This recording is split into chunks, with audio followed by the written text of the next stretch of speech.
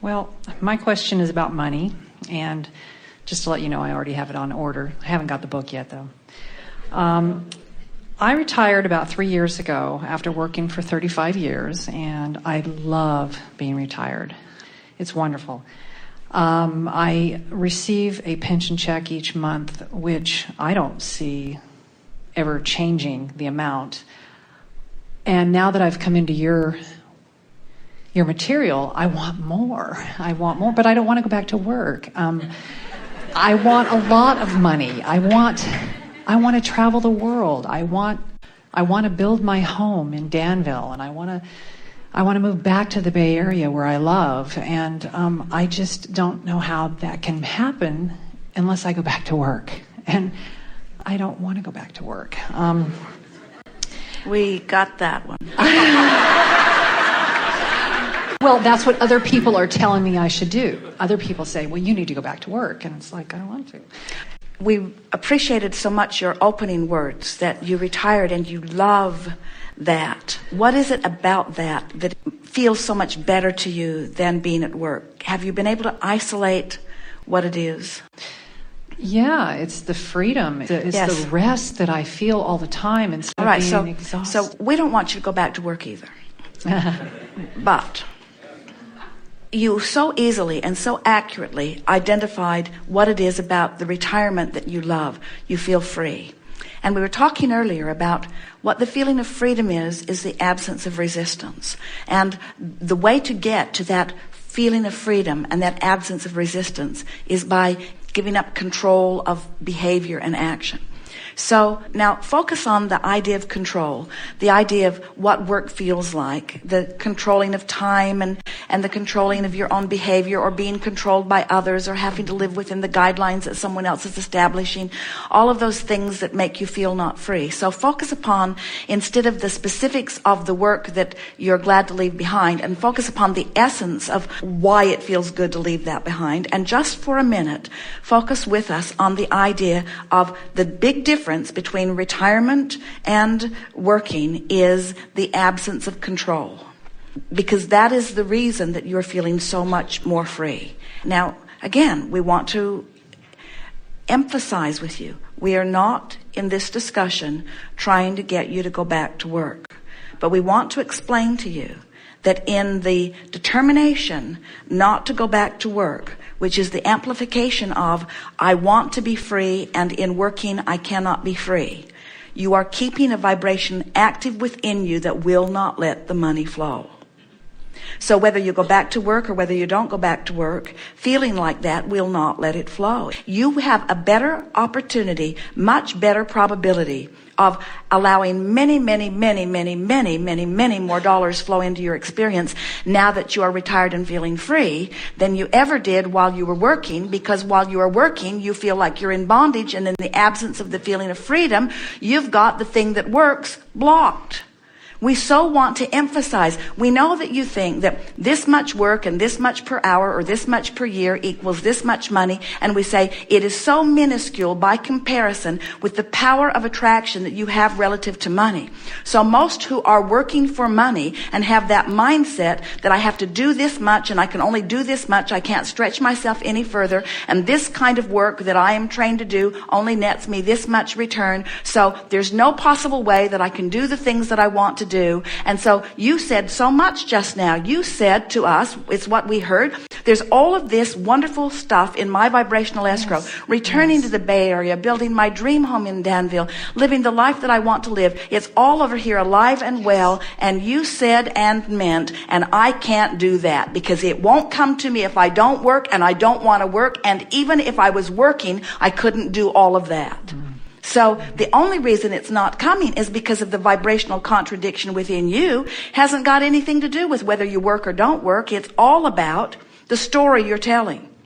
It's all about the story you're telling and the way you feel when you tell the story. It's easy to understand why people think that the money that flows to them is equivalent to the action that they're able to offer. We know that. But if you will look around at people, and there are a lot of examples for you to see, and look at the money that some are earning and try to make sense of that kind of earning with the same 24 hours a day that everyone has. In other words, you can't get an education that justifies the money that some people earn.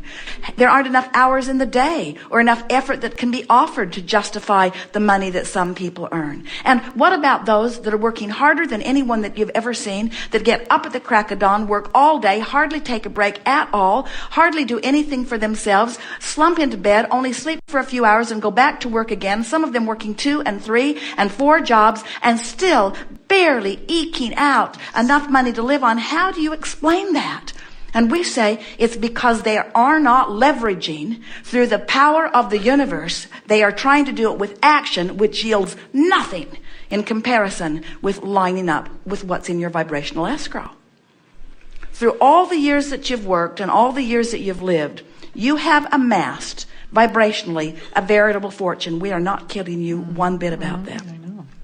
And what has to be happening, not just with you, but with almost everyone, we don't think that you quite understand or believe that this vibrational escrow amounts to anything. Because if you believed it as we see it, if you knew it as we know it, you would do everything in your power to find vibrational alignment with it, and you would live the happy ever after life that you are wanting. So you just must not believe that it's over there, or all of you would be working more diligently. 100% of your effort, Esther's too, would be about lining up with what's in this vibrational escrow. If you believed it as it is. So we're going to do a little sales job with you here, just a little bit. We can only bring you so far along in this, but everything that exists that you see in terms of manifestation was at one time in a vibrational escrow like that. This is not some airy-fairy, invisible, sparkle dust sort of thing. This is not some story that we're telling you. This is the basis of creation. It is the pre-paving of everything that you want.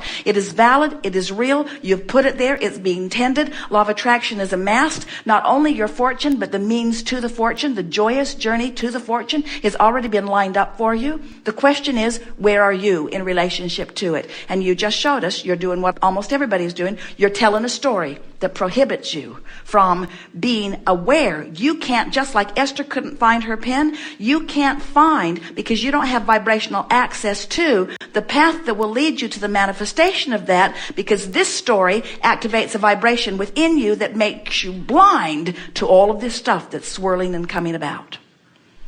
And it's the people who tell the story about this that get the ideas, that are in the right place at the right time, that feel the impulse, that offer the investment, that meet the person, that, in other words, there are endless ways that this fortune can come to you. Your world is awash in money. There is more money flowing more abundantly today than ever before. And people complain, well, the rich are just getting richer and the poor are getting poorer. And we say the economy is expanding. There is more to go around all of the time, because every time an idea is born, the equivalent economic factors that are necessary come into place too. It's not that long ago you were trading birds and furs and feathers and beads and stones. That was the basis of your economy. And now look at the basis of your economy. Now your economy is predominantly based upon ideas. Now your economy is about the vibrational basis that you are about, you see.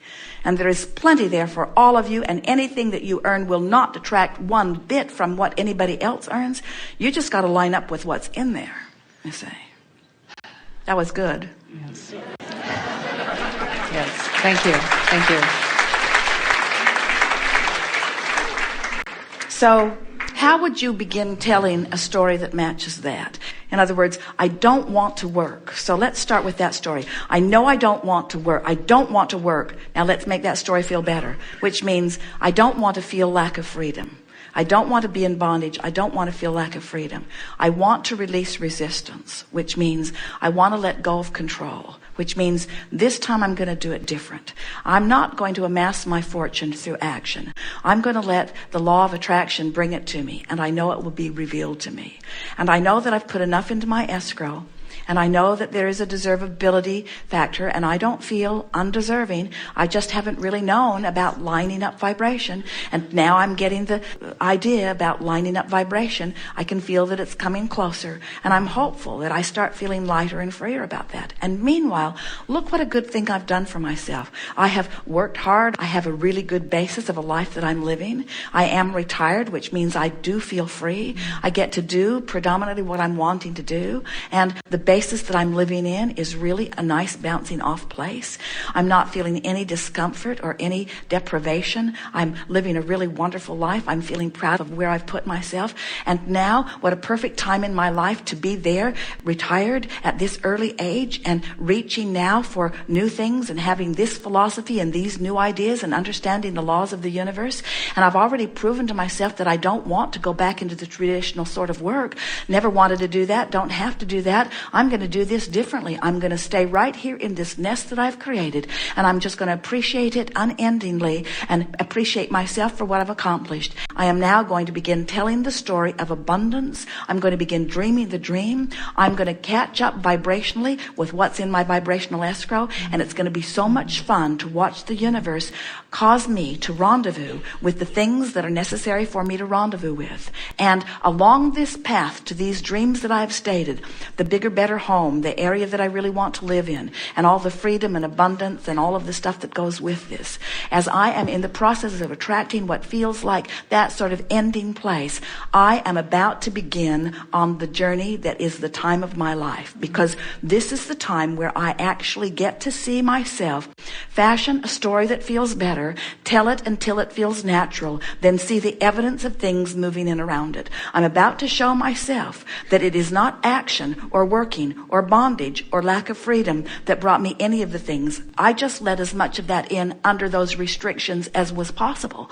Now I'm lifting all restrictions. It's the perfect time of my life. I'm in the perfect place of my life. I know what to do. My work, I've just assigned myself new work. I'm the writer of a new story. I'm going to tell the story the way I want it to be until I perfect the story as I want it to be.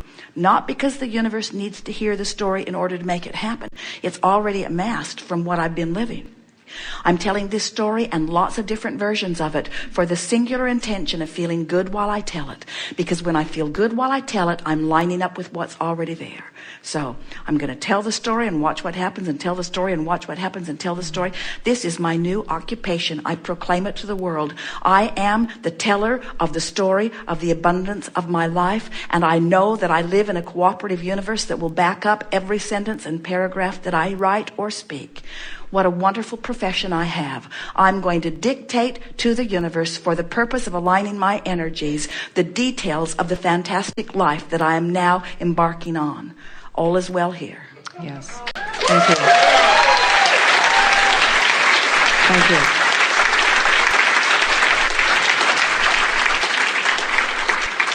I'm glad I bought the CD. I have a quick question. Well, depending upon where you are, the words will be there for you or not. Yeah.